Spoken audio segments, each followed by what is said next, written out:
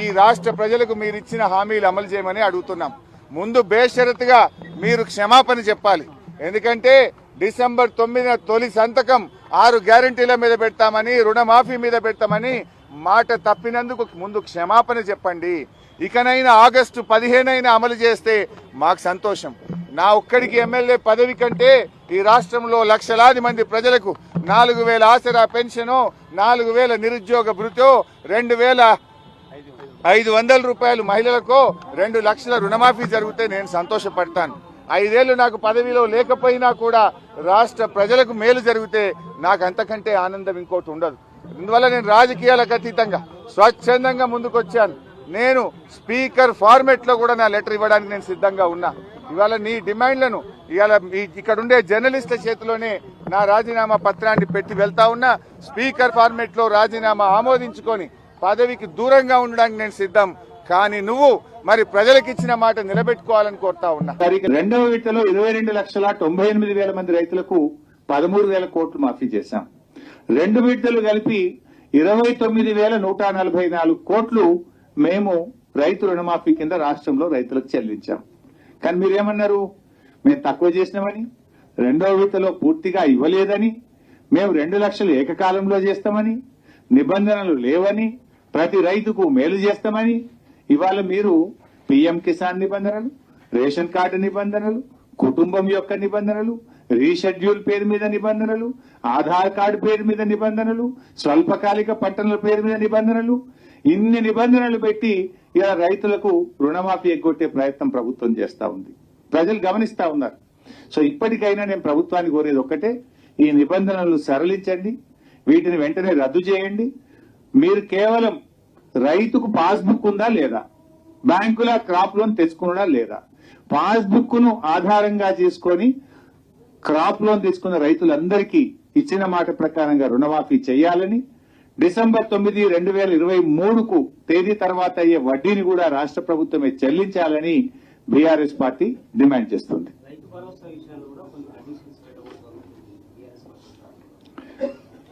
ఆ కండిషన్స్ వచ్చిన తర్వాత తప్పకుండా దాని మీద కూడా మాట్లాడతాం.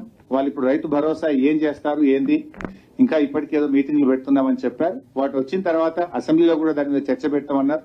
తప్పకుండా బీఆర్ఎస్ పార్టీ మా అభిప్రాయాలను మమ్మల్ని అడిగినప్పుడు తెలియజేస్తాం.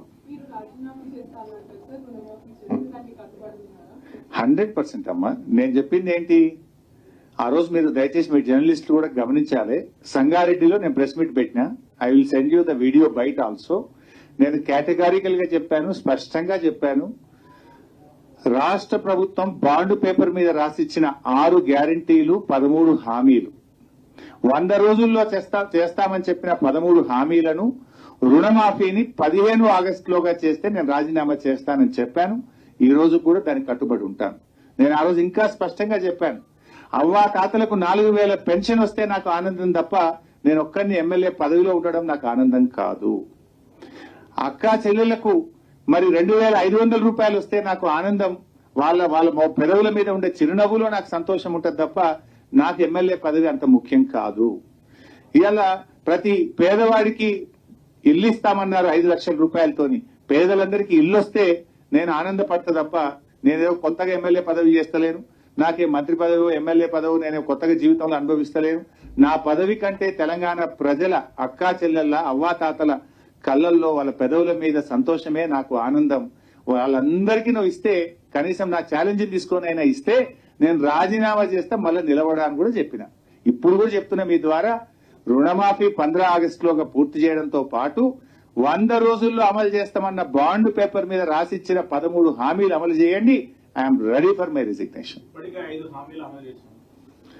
అన్న వాళ్ళు చెప్పిండ్రే, నువ్వు చెప్పరా? అదే 4,000 పింఛన్ వచ్చినా, అదే 4,000 పింఛన్ కాదు రగన్న.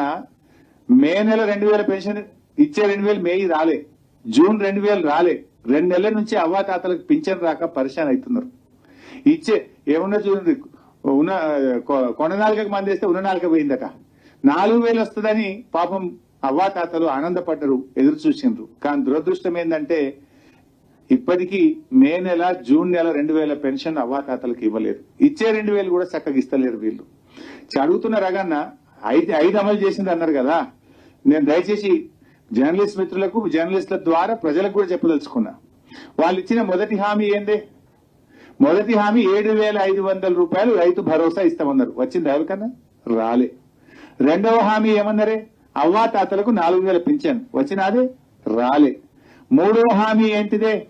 మహిళలందరికీ 2,500 రూపాయలు ఇస్తామన్నారు. వచ్చినాదే? రాలే. నాలుగో హామీ ఏందే? పేదలందరికీ డబుల్ బెడ్రూమ్ ఇల్లు. వచ్చినాదే? రాలే. ఐదోది ఏమన్నారే?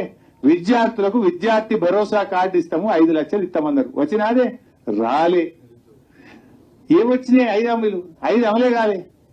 అంటే అధికారంలో ఉన్నామని, పదవిలో ఉన్నామని గొంతు పెద్దగా చేసుకొని మాట్లాడినంత మాత్రాన వచ్చిందా రాలేదా ప్రజలకు తెలియదా? ఈ రాష్ట్రంలో అక్క జిల్లాలకు 2,500 వచ్చిందా లేదా అక్క జిల్లాలకు తెలియదా? అవతాతలకు 4,000 వచ్చినాయా లేదా తెలియదా?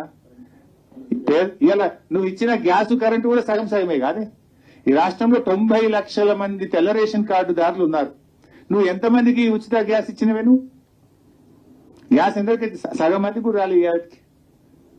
అంటే ఇలా మీరు ప్రజలను తప్పుదో పట్టే ప్రయత్నం చేస్తున్నారు. నేను ఇంకా చాలా అంశాలు మాట్లాడాలనుకున్నా కానీ ఇది కొన్ని లక్షల మంది రైతులకు సంబంధించింది కనుక నేను ఇతర అంశాల్లోకి పోవడం లేదు. దయచేసి జర్నలిస్టులను కూడా నేను కోరేది, ఎంతో ఆశతో ఈ ప్రభుత్వానికి రైతులు ఓట్లు వేసినారు. ఇవాళ వాళ్ళ ఆశలను వమ్ము చేస్తున్నది ఈ ప్రభుత్వం. ఇప్పటికే మీరు చూస్తున్నారు, రోజు పొద్దున్నే పేపర్ చూడాలంటే బాధ అవుతుంది. రైతు ఆత్మహత్య లేని రోజు లేదు. మీరు ఏ పేపర్ అని చదవండి, ఏదో ఒక చోట, ఏదో ఒక పేజీలో ఇవాళ 2 రైతుల ఆత్మహత్య, ఇవాళ 1 రైతు ఆత్మహత్య, ఇవాళ 3 రైతుల ఆత్మహత్య. ప్రతిరోజు రైతు ఆత్మహత్యలు పత్రికల్లో కనబడతా ఉన్నాయి. దాదాపు 400 పైచిలకు రైతులు ఆత్మహత్య చేసుకున్నారు. గతంలో ఇదే విషయం మాట్లాడితే రేవంత్ రెడ్డి గారు ఆ వివరాలు పంపండి, నేను ఏదో 24 గంటల్లో వాళ్ళందరికీ నేను డబ్బులు ఇస్తా అన్నాడు.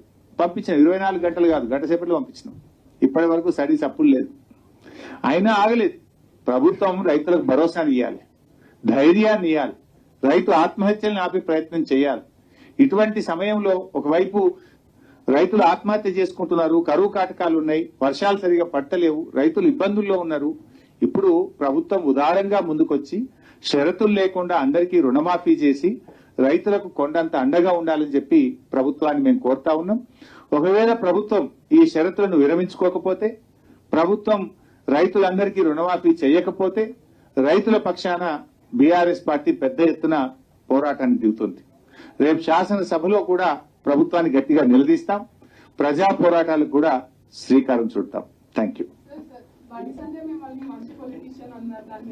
ఐ కెన్ కామెంట్ అమ్మా. నా బాధ ఏంటంటే అది హెడ్డింగ్ అవుతుంది, ఇది పోతుందేమో. ఇది పాపం సంఘంగా లేనటువంటి వాళ్ళు, నోరు లేనటువంటి వాళ్ళు, పేదలైన రైతుల గురించి మాట్లాడినమ్మా. పొలిటికల్ కామెంట్స్ హైలైట్ అవుతాయి, రైతుల కామెంట్లు కింద మీద అవుతాయి. నేను మళ్ళీ 2 రోజులు ప్రెస్ మీట్ పెట్టా, దాని మీద చెప్తా. Thank you.